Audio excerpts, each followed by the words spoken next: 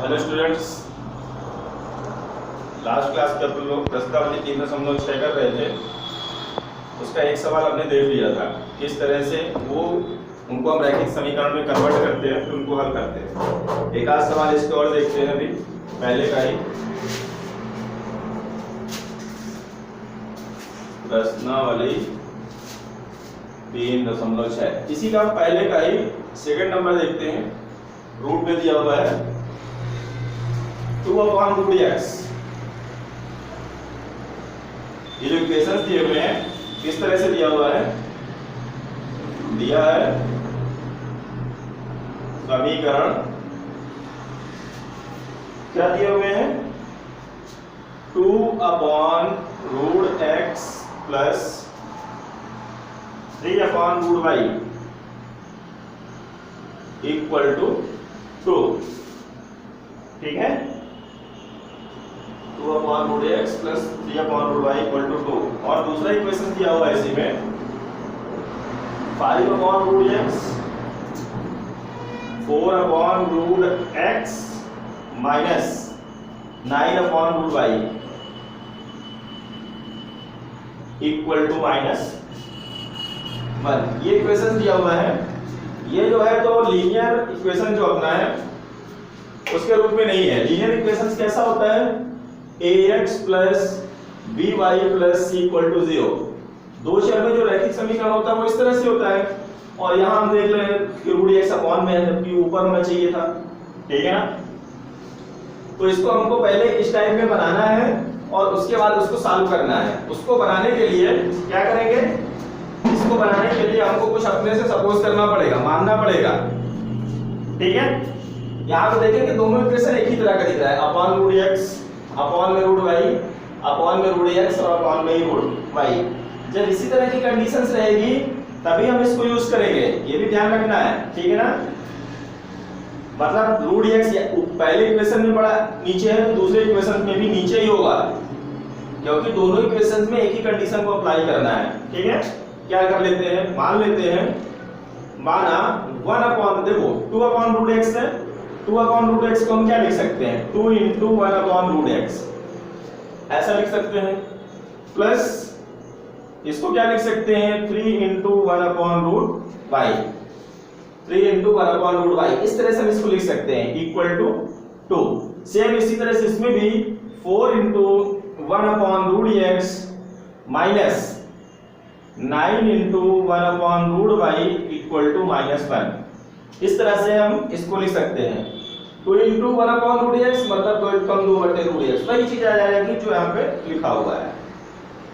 ठीक है, या कि हमने ये इस तरह से इक्वेशंस दिए हुए थे, हमने दो को अलग कर दिया 2 × 1/√x। अब हम क्या करेंगे, जो 1/√x है और 1/√y, x और y जो क्या वेरिएबल्स हैं, चर हैं, इनको हमें दूसरे चर से रिप्लेस करेंगे। ठीक है, इस तरह से माना 1/√x इक्वल टू कुछ भी मान लेते हैं, a भी मान लेते हैं, p q कुछ भी मान लेते हैं, मान लो p तथा 1/√y इक्वल टू q। ठीक है, let 1/√x equal to p and 1/√y equal to q। तो अब हम क्या करेंगे, जहां पे 1/√x लिखा हुआ है ये इस जगह को हम रिप्लेस कर देंगे किससे, p से। ये p और q भी क्या है, ये भी चर है, p और q भी चर है। ऐसा नहीं है कोई कांस्टेंट वैल्यू है, कांस्टेंट नहीं है हमारे 2 3 4 9। ठीक है, p और q क्या है, चर नहीं है। हमने एक चर से दूसरे चर में इसको रिप्लेस कर दिया है, तो ये क्या बन जाएगा, देखो 2 × इसकी जगह पे क्या कर देंगे p, तो 2p प्लस 3 और इसकी जगह पे क्या कर देंगे q इक्वल टू 2। अब ये लीनियर इक्वेशन टाइप है, ठीक ठाक दिख रहा है, तो इस तरह से इसको रिप्लेस कर देंगे। माना ये या रखने पर ऐसा भी लिख सकते हैं, रखने पर रख दिए। अभी बताएंगे किस तरह से रखेंगे, 2 × 1/√x की जगह तो ये हो जाएगा 2p plus 3q equal to 2। इसी तरह से जो दूसरा इक्वेशन है 4 × 1/√x, तो 4 1/√x की जगह पे p। ठीक है, -9 × 1/√y y की जगह पे q इक्वल टू -1। ठीक है, तो जो हमारे इक्वेशन इस तरह में दिए थे वो हमने इस तरह, अब कुछ सरल लग रहे हैं, वहां पे रूट में दिया हुआ था, बटे पे x y था, थोड़ा सा डिफिकल्ट था, पर यहाँ भी इजी लग रहा है। इसको हम मान लेते हैं equation number 1 and equation number 2। अब हमारे पास इनको सॉल्व करने के लिए मैंने आपको 3 विधियां बताई हैं, प्रतिस्थापन विधि, विलोपन विधि और वज्रगुणनखंड विधि। प्रतिस्थापन विधि थोड़ा सा डिफिकल्ट है, थोड़ा सा, अगर आप समझोगे तो वो भी डिफिकल्ट है। विलोपन विधि सबसे सरल है और वज्रगुणनखंड विधि तो उससे भी सरल हमको लगती है कि होगी। ठीक है, हम लोग विलोपन विधि से लगाते हैं इसको। विलोपन विधि में क्या करते हैं, फिर से देखेंगे। हम इन इक्वेशन को, हमको इसको घटाना है दोनों को, और घटाने में ऐसा घटाना है या तो p गायब हो जाए या तो q, या तो चर p गायब हो जाए या q, कोई एक चर दोनों में से क्या हो जाए, गायब हो जाए। लेकिन यहाँ पे अगर हम डायरेक्ट घटाएंगे तो देखो 2 में 4 घटाएंगे तो 2p बच जाएगा, यहाँ पे भी घटाएंगे तो बच जाएगा। ठीक है ना, तो विलोपन में क्या करते हैं, इनके किसी के गुणांक हमको बराबर करना है। क्या करना है, p के गुणांक को बराबर करना है। अभी क्या है, ऊपर वाले में p का गुणांक 2 और नीचे वाले में p का गुणांक 4, हमको बराबर करना है। वैसे बराबर करने के लिए तो बहुत इजी है, ये 4 है, ये 2 है, आप इसमें केवल 2 का गुणा कर दो तो 2 दूनी 4 हो जाएगा ना, और आप घटा लोगे, कोई दिक्कत नहीं।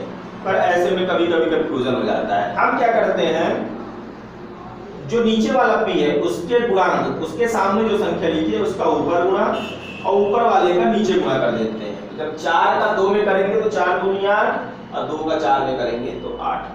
जब हम 4 का गुणा ऊपर इसमें करेंगे तो इसमें भी करना पड़ेगा और इसमें भी, ऐसा नहीं कि इसमें बस करके फुर्सत हो गए। ठीक है, तो क्या करेंगे, समीकरण 1 में 4 का, समीकरण 1 में 4 का तथा समीकरण 2 में 2 का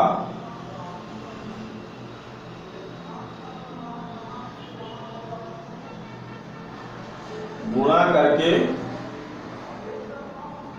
घटाने पर समीकरण 1 ऊपर वाला, इसमें हम इसके गुणांक का गुणा कर दिए 4 का, समीकरण 2 नीचे वाला, इसमें हमने किसका गुणा कर दिया 2 का, और इस पर घटाएंगे तो ऊपर वाले में 4 का गुणा करेंगे तो क्या हो जाएगा, 4 दूनी 8 p प्लस 4 तिहाई 12 q प्लस इक्वल टू 4 दूनी 8।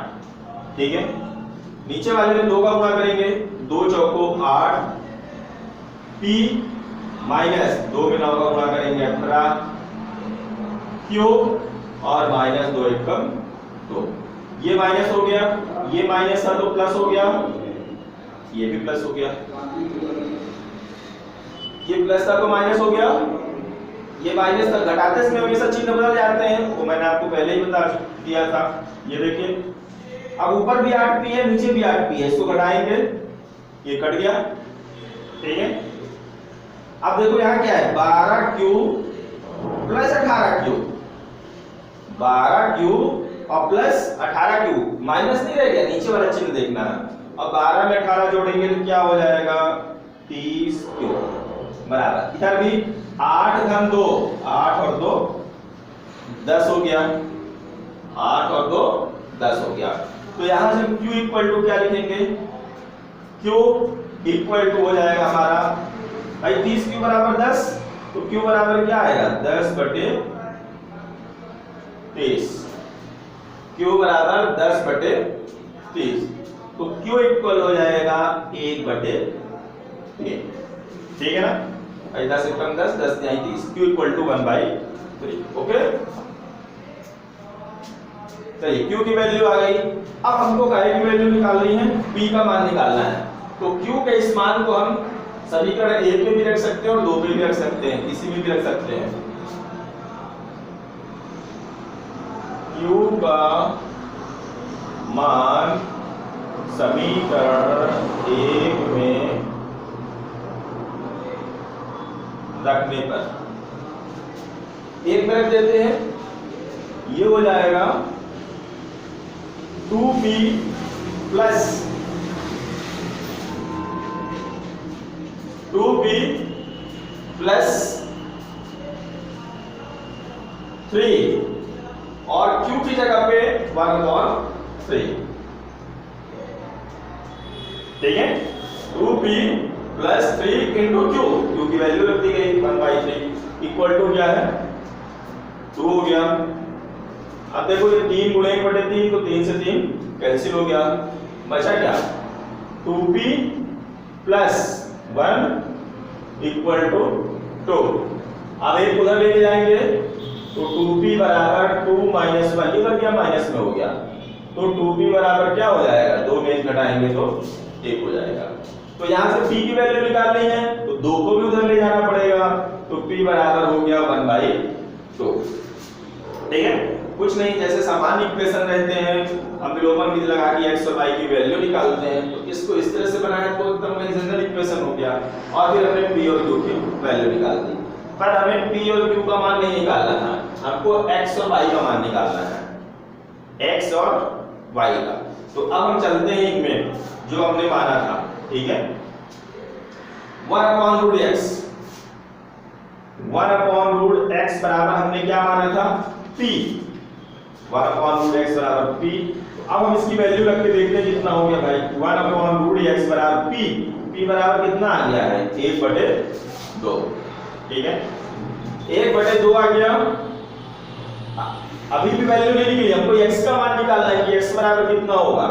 अब हम क्या करेंगे, इसका इधर और इसका इधर फिर ये गुणा, तो 2 का गुणा 1 से होगा तो 2 1 कम 2 और √x का गुणा 1 से होगा तो √x, तो कुल मिला के √x बराबर क्या आ जाएगा 2।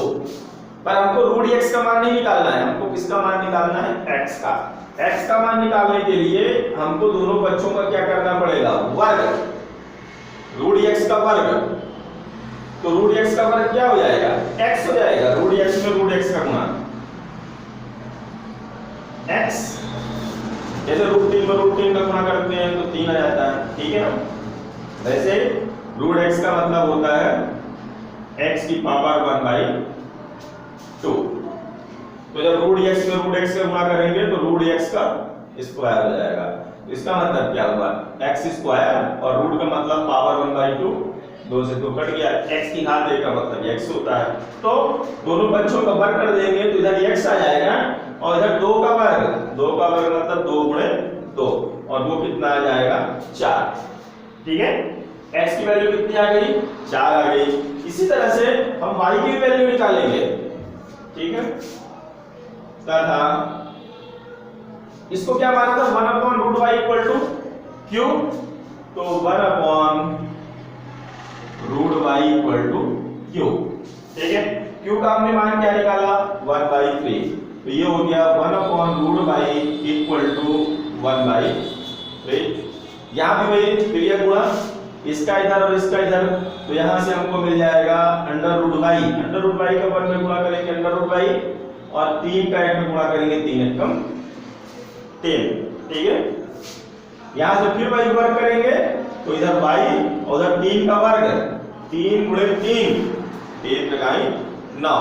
इस तरह से हमारी वैल्यू आ गई। अतः x बराबर 4 और y बराबर 9।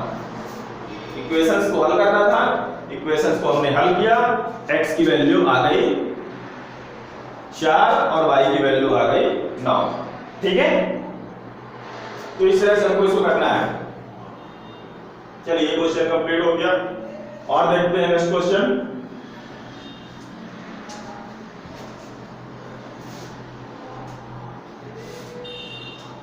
इसमें जितने भी क्वेश्चन हैं बिल्कुल सबके लिए सेम प्रोसेस है, सबको पहले हमको कन्वर्ट करना पड़ेगा, उसके बाद ही सॉल्व करेंगे। ठीक है ना, एक आप लोगों को और बताता हूं मैं, 6 नंबर या 5 नंबर बिल्कुल सेम है दोनों। 6 नंबर, ठीक है, इसमें इक्वेशंस लिखी हुई है, दिया है 6x plus 3y equal to 6xy and 2x plus 4y equal to 5xy इस तरह से दिया हुआ है। अभी देखो ये जनरल इक्वेशन नहीं है क्योंकि इधर ये xy लगा हुआ है, ठीक है। इस इक्वेशंस को ये मान लो हमारा समीकरण 1, अब इसे मान लेते हैं, इसको मान लिए 2। तो समीकरण 1 से समीकरण 1 को देखो जनरल इक्वेशन हमारी क्या होती है, ax + by + c = 0, या इस तरह से मिल जाए हमको ax + by = c, ठीक है। इधर चर रहे और उधर जो है तो हमारा कोई कांस्टेंट नंबर, चाहे वो प्लस में हो चाहे माइनस में। आई बात समझ में? ऐसा भी हो सकता है इक्वेशन और ऐसा भी हो सकता है, इस साइड हमारे चर रहे और उधर कांस्टेंट। पर यहाँ पे इक्वेशन में देखो इधर तो चर है, अच्छा लग रहा, लेकिन इधर केवल कांस्टेंट होना चाहिए, उसमें ये x y ज्यादा जुड़ा हुआ है, मल्टीप्लाई है ना। तो इसी को हमको गायब करना है, केवल कांस्टेंट बचाना है। तो समीकरण 1 था हमारा 6x + 3y = 6xy। इसके xy को हम इधर लेके आएंगे, इधर के ये इनटू पे है ना, 6xy मतलब 6 गुणे xy, तो इधर गुणे में है, जब उसकी साइड बदलेंगे तो किस में हो जाएगा, वो हो जाएगा हमारा डिवाइड में आएगा। ये हो गया 6x + 3y, पूरे के बटे पे चला आएगा कौन, xy, ठीक है। और इधर बचा कौन, 6 को नहीं लाएंगे, कांस्टेंट चाहिए ना बराबर, उधर 6 को नहीं लाएंगे, ठीक है। अभी भी ये ठीक से उस तरह नहीं बना हुआ है, अब क्या करेंगे, ये दोनों के बटे पे आएगा इस तरह से, +3y/xy, इसको हम इस तरह से लिख सकते हैं, ठीक है। इसके बटे में भी और इसके बटे में जोड़ेंगे तो वही आ जाएगा जो ऊपर है, = 6। अब यहां देखेंगे x ऊपर भी है नीचे भी है, इस तरह से कैंसिल हो गया, y ऊपर भी और नीचे भी है, इस तरह से कैंसिल हो गया, ठीक है ना। तो ये क्या हो जाएगा हमारा 6/y, x तो कैंसिल हो गया, 6/y प्लस y कैंसिल हो गया, 3/x = 6, ठीक है। इसको ऐसा कर लेते हैं, x को पहले लिख लेते हैं, 3/x + 6/y = 6। इसको मान लेते हैं समीकरण नंबर 3। अभी भी हालांकि इस तरह से नहीं बना हुआ है, पर फिर हम इसको बनाते हैं, ठीक है ना। अब हम क्या करेंगे, समीकरण 2 लेते हैं, समीकरण 2 से समीकरण 2 को भी बिल्कुल ऐसे ही बनाएंगे। समीकरण 2 क्या लिखा हुआ है, 2x + 4y = 5xy। इसमें भी हम क्या करेंगे, xy को इधर लेके आएंगे, इधर इनटू पे या अपॉन पे आएगा, 2x + 4y / xy = 5, 2x + 4y / xy = 5, ठीक है। फिर से ये दोनों के बटे पे आएगा, 2x / xy + 4y / xy = 5। ये x से x कैंसिल हो जाएगा, इसमें y से y कैंसिल हो जाएगा, क्या क्या बचा, 2/y + 4/x = 5। वैसे ऐसा नहीं लिखते, आप ऐसे रख देते तो कोई दिक्कत नहीं थी, पर चलो ये x को पहले लिख दिया, दिक्कत नहीं है। 4/x + 2/y = 5। ये हो गया हमारा इक्वेशन नंबर 4। अब देखो जो इक्वेशन ऐसे लिखी थी हमने इसको इस तरह से बना दिया, अभी भी ये लीनियर टाइप में हमको नहीं लग रही है, इसको फिर से कन्वर्ट करेंगे हम। अब हम जैसे बाकी क्वेश्चंस को लगाए तो क्वेश्चन को वैसे इसमें मान लेंगे। देखो 3/x को हम क्या लिख सकते हैं, 3 × 1/x, 3 × 1 3/x plus 6/y, 6 × 1/y = 6। इस इक्वेशंस को हम ऐसे लिख सकते हैं। इसी तरह से इसको 4 × 1/x + 2 × 1/y = 5।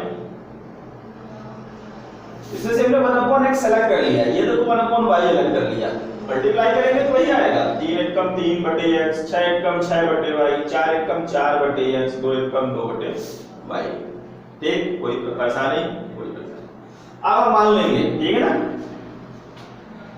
ये हमारा 3 और 4 आ गया, यहां लिख लेंगे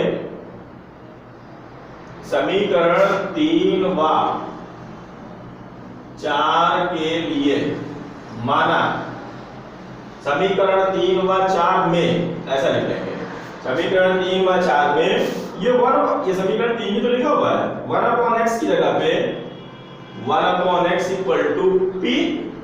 ठीक है, आप कुछ भी ले सकते हो, एबीसीडी ऐसा नहीं p ही लो हमेशा, और 1/v y की जगह पे 1/y बराबर q रखने पर। ठीक है, 3 में 1/x की जगह पे p और 1/y की जगह पे q रख देंगे तो 3 into p, और इसी तरह से 6 into y।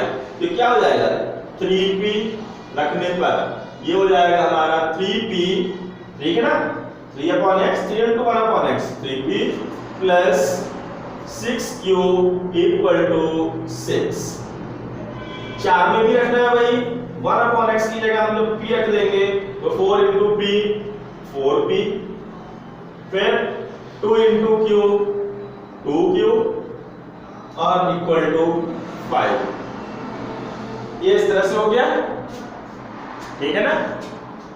अब हम क्या करेंगे, इनको भी इक्वेशन मान लेते हैं, इसको मान लेते हैं इक्वेशन नंबर 5 और इसको मान लेते हैं इक्वेशन नंबर 6।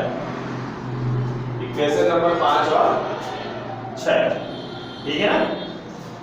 अब हमको यहां से p और q की वैल्यू निकालनी है, जब आ जाएगी तो यहां पे रख देंगे तो p और q का मान आ जाएगा।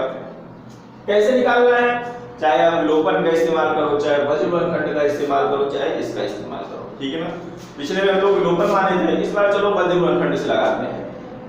वज्रगुणनखंड में क्या करते हैं, ये देखो p और q की वैल्यू निकालनी है, तो p अपॉन समीकरण 5 व 6 को हम हल कर रहे हैं, ठीक है ना। अगर आपको विलोपन सरल लगता है तो उसी से लगाओ, कोई दिक्कत नहीं है, पर विधि तो सब जानना है ना। वज्रगुणनखंड में क्या करते थे, p की वैल्यू निकालनी है, तो ऊपर p लिख दिए और फिर इससे कोई मतलब नहीं रह गया, p लिखने के बाद कोई मतलब नहीं रह गया। 6 में 5 का गुणा, 6 पंचे 30, 6 पंचे 30 माइनस 2 में 6 का गुणा, 2 छक्का 12, ठीक है ना। ये हमने p लिख दिया, ठीक है, ये जब हमने p लिख दिया तो p से कोई मतलब नहीं रहेगा, बाकी के जो 2 बचते हैं p से कोई मतलब नहीं रहेगा, इधर 6 पंचे 30 माइनस 12, ठीक है, इक्वल टू q अपॉन। अब जब q की निकालेंगे तो ध्यान रखना, जब p की निकाले थे तो हमने क्या किया था, ऐसा गुणा किया, पहले ये 6 पंचे 30 किया था, उसके बाद नीचे से किया ऐसा। जब q की निकालेंगे तो ये ध्यान रखेंगे कि q दबा लिए, q को q ऊपर लिख दिया, तब q से कोई मतलब नहीं रहेगा, इधर से मतलब रहेगा। तो पहले 4 का गुणा 6 से करेंगे, ठीक है ना, ऊपर से कर देंगे तो गड़बड़ हो जाएगा, 3 × 5 = 15। p के लिए तो ऊपर से किया था, पर q के लिए नीचे से, हमारा फार्मूला ही ऐसा है। 4 का गुणा 6 से किया 6 को 24 और माइनस 3 × 15, ठीक है। 4 में 6 का गुणा किया 24, 3 में 5 का किया तो 15 आ गया। फिर बराबर 1 बटे ये अचर पर कांस्टेंट पर, इस बार हम ये कांस्टेंट पर को ऐसे हाइड कर लेंगे और इनसे मतलब रखेंगे 3 × 2 3 × 6 और माइनस 4 × 6, 6 चौको 24, ये ऐसा क्या, ठीक है। ये हो जाएगा p अपॉन 30 में 12 घटाएंगे तो 18 आएगा, q बटे 24 में 15 घटाएंगे तो 9 आएगा, ठीक है, और 6 में 24 घटाएंगे तो माइनस 18 आएगा, ठीक है। अब हम यहां से p और q की वैल्यू कैसे निकालेंगे, ये इसके बराबर है और ये भी इसके बराबर, तो एक करके ले लेंगे। p अपॉन 18, ये क्या इंप्लाइज का मतलब होता है, यदि p बटे 18 बराबर 1 बटे माइनस 18 हो, यदि तो ऐसा है, ठीक है ना।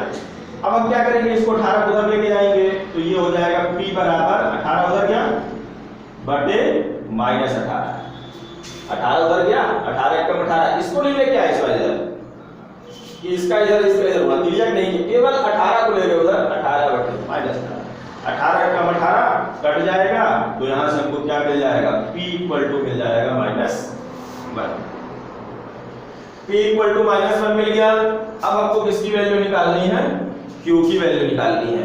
तो चाहे तो आप p का मान रख के निकाल सकते हो यहां से, ठीक है ना, p की वैल्यू आप यहां से रख दो, q का मान निकालो।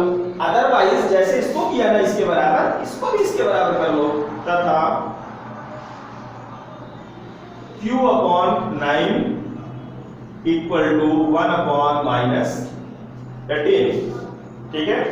अब 9 उधर लेके जाएंगे तो गुणा हो जाएगा, 9 कम 9, तो बचेगा क्या, q equal to 9 upon -18, q ऊपर गया ना, 9 कम 9 बटे -18, तो ये हो जाएगा q इक्वल टू -9 कम 9, 9 दूनी 18, -1 बटे 2, 9 कम 9, 9 दूनी 18, कट गया, ठीक है ना।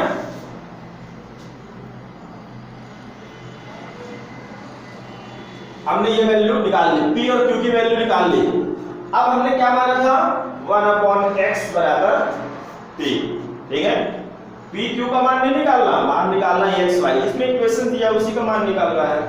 तो अब चूंकि 1 upon x equal to p ये हमने माना था, तो यहां से क्या हो जाएगा, ये हो जाएगा 1 upon x equal to p का मान -1, ये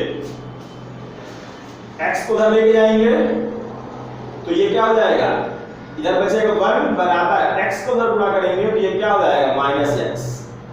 तो यहां से हम लिख सकते हैं माइनस इधर लेके आएंगे तो -1 हो जाएगा, या समझो -1 का दोनों तरफ गुणा कर दो, तो इधर प्लस, क्योंकि x को माइनस में नहीं लिखना है, x को तो बराबर लिखना है ना, x की वैल्यू निकालनी है तो x प्लस में रहना चाहिए। तो यहां से हम लिख सकते हैं x बराबर -1, ये माइनस को इधर लेके चले जाए, ठीक है। इसी प्रकार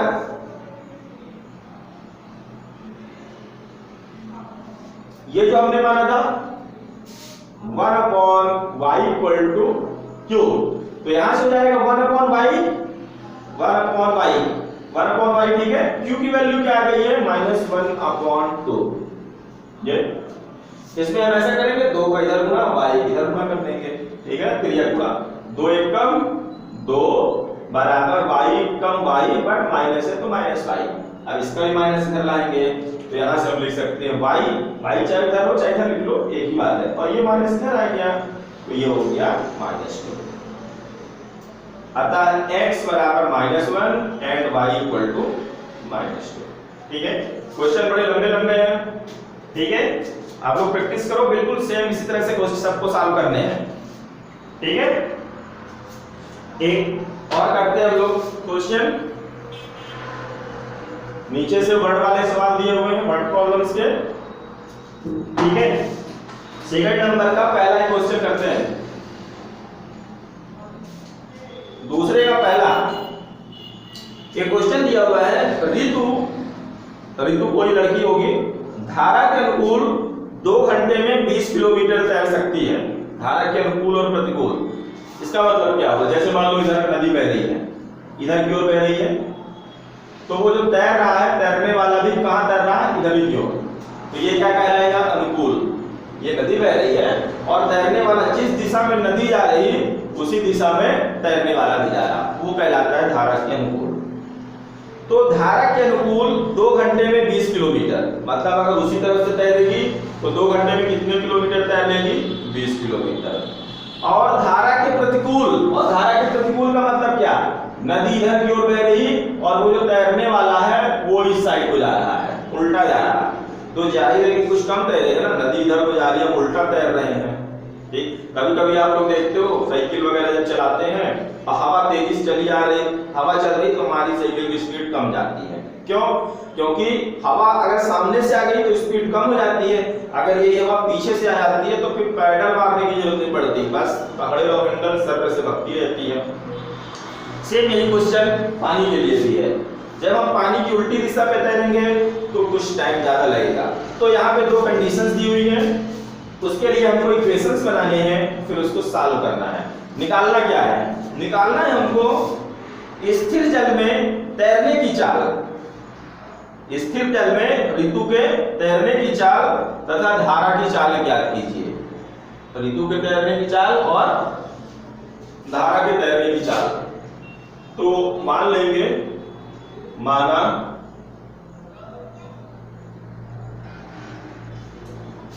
स्थिर जल में तैरने की चाल, तैरने की चाल x किलोमीटर प्रति घंटा तथा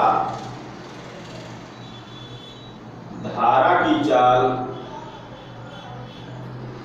y किलोमीटर प्रति घंटा है। ठीक है, मतलब 1 घंटे में x किलोमीटर, ऐसे पानी शांत है तो ऐसे चलते जाएंगे, और वो जो धारा है वो 1 घंटे में y किलोमीटर बह जाती है। ठीक है, अब मान लो कोई व्यक्ति जो है धारा के अनुकूल चाल उसकी क्या हो जाएगी। अतः धारा के अनुकूल चाल, धारा के अनुकूल चाल का मतलब क्या, जिधर धारा चल रही है उधर हम भी तैर रहे हैं। धारा हमारे तैरने की चाल x हो गई, और जब दोनों एक ही दिशा में तैरेंगे तो जाहिर है कि दोनों की चाल जुड़ जाएगी। एक ही दिशा में तैर रहे हैं ना, तो दोनों की चाल क्या हो जाएगी, जुड़ जाएगी, x प्लस y किलोमीटर प्रति घंटा। इसी तरह धारा के विपरीत चाल, ये क्या हो जाएगी, धारा के विपरीत, धारा x किलोमीटर से बह रही, हम y किलोमीटर से चले आ रहे हैं। ठीक है ना, तो ये क्या हो जाएगी, x माइनस y। ये निश्चित तौर से घटेगी, एक दूसरी तरफ जा रहा, दूसरा दूसरी तरफ से आ रहा, तो वो हमारी चाल क्या हो जाएगी, घट जाएगी। अब एक साइंस में आप लोगों ने पूरा पढ़ा होगा, इसका पढ़ा होगा, चाल बराबर क्या होता है, दूरी बटे समय। ठीक है, दूरी बटे समय। तो अब हम लोग निकाल लेंगे, इसमें दिया हुआ था धारा के अनुकूल 2 घंटे में 20 किलोमीटर तैर सकती है। ठीक है, तो धारा के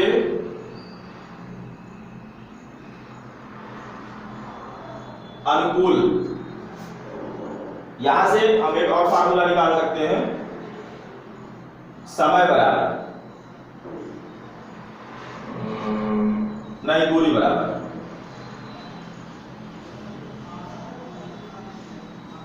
समय गुणे चाल। समय कितना ले आए, समय गुणे चाल हो जाएगा। ठीक है ना, धारा के अनुकूल 2 घंटे में 20 किलोमीटर तैर सकती है। धारा का अनुकूल क्या हो गया, धारा वाली हो गई x प्लस y, अतः धारा के अनुकूल तैरने पर, ठीक है ना, धारा के अनुकूल तैरने पर चाल, चाल हमारी क्या हो गई, x प्लस y, इसको हटा दोगे, धारा के अनुकूल तैरने पर चाल हमारी हो गई x प्लस y। दूरी, कितनी दूरी तय करती है, 20 किलोमीटर तय करती है ये, और कितना समय लेती है, 2 घंटे। धारा के अनुकूल तैरने पर, ये जो चाल है धारा के अनुकूल चाल तैरने पर चाल क्या है, x प्लस y, कितनी दूरी तय करती है, 20 किलोमीटर, कितना समय लेती है, 2 घंटे। तो यहाँ से हो जाएगा x प्लस y बराबर 10। ठीक है, इसको हम मान लीजिए इक्वेशन नंबर 1। फिर धारा के प्रतिकूल तैरने पर, उल्टी दिशा में, और धारा की विपरीत चाल क्या है, x माइनस y। ठीक है, और कितनी दूरी तय करती है विपरीत में, 4 किलोमीटर, कितने घंटे में, 2 घंटे में। ये भी कट जाएगा, 2 कम 2, 2 दूनी 4, तो x माइनस y बराबर कितना आ जाएगा, 2 आ गया। ठीक है ना, अब हमको इक्वेशंस मिल गए हैं, समीकरण हमको मिल गए हैं। इन दोनों समीकरणों को हल करके x और y की क्या निकालना है, वैल्यू निकालना है। बड़े इजी इक्वेशन दिख रहे हैं, बड़े छोटे छोटे दिख रहे हैं, इनको हम घटा के भी निकाल सकते हैं। समीकरण 1 में 2 को घटाने पर,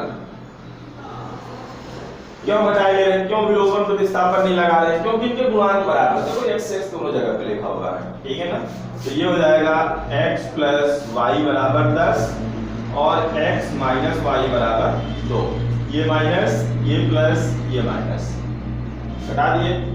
x में x कर दिया तो कट गया, y माइनस वाई, ये प्लस हो गया, y प्लस वाई, ये हो गया 2y, और 10 में 2 घटाएंगे तो हो जाएगा 8, 10 माइनस 2 8। तो y बराबर क्या हो जाएगा 8/2। तो y बराबर 8/2 का मतलब 4। y क्या वैल्यू रख दो, चाहे 1 में रख दो चाहे 2 में रख दो, y का मान 1 में रखने पर 1 में रख देंगे, y का मान 1 में रखेंगे तो क्या हो जाएगा x प्लस y की जगह पे 4 बराबर 10, x प्लस 4 बराबर 10, 4 को लेके जाएंगे 10 माइनस 4, तो x बराबर आ जाएगा 6। तो x और y की वैल्यू आ गई। x हमने क्या माना था, स्थिर जल में तैरने की चाल, अतः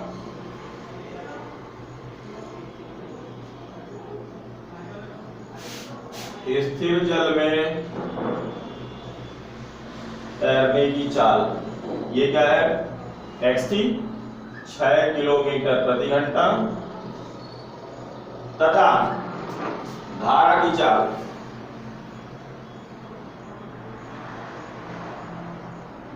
ये कितना माना था, y माना था 4 किलोमीटर प्रति घंटा है, ठीक है ना। इसमें 2 क्वेश्चन और बचे हुए हैं, तो आप लोग देख लीजिए। बहुत बड़े बड़े क्वेश्चन है, ऐसे क्वेश्चन लंबे क्वेश्चन तो एग्जाम में पूछे नहीं जाते, फिर भी आप लोग लगाओ, क्वेश्चन बनाओ, ट्राई करो। अगर नहीं आता तो आप पूछ भी सकते हो, ठीक है। और अदरवाइज आज से आप लोगों का चैप्टर 3 समाप्त हो गया, ठीक है। नोटबुक आप लोग कंप्लीट करते जाइएगा, ठीक है ना। Okay, thank you.